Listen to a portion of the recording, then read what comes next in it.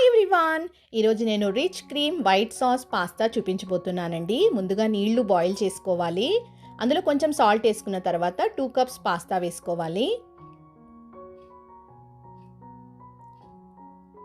ఒక 70% ఉడికితే చాలు. ఇప్పుడు ఒక ప్యాన్ తీసుకొని అందులో 2 స్పూన్స్ బటర్ వేసుకోండి.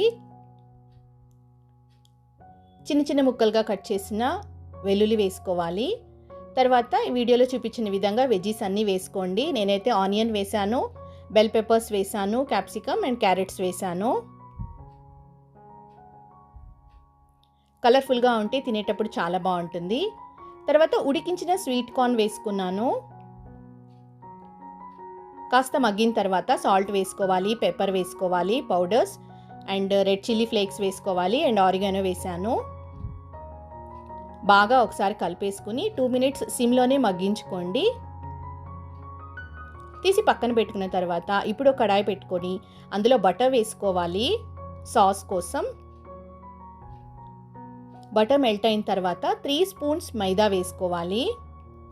కలుపుతూ ఉండాలి వీడియోలో చూపించిన విధంగా. బాగా కలిసిపోయిన తర్వాత 1 కప్పు పాలు వేసుకోండి. కలుపుతూనే ఉండాలి, దగ్గర పడుతూ ఉంటుంది, అందుకే కలుపుకుంటూ ఉండాలి, లేకపోతే ఉండలు కట్టేస్తుంది. ఇప్పుడు ఇంకొక కప్ పాలు వేసుకోండి.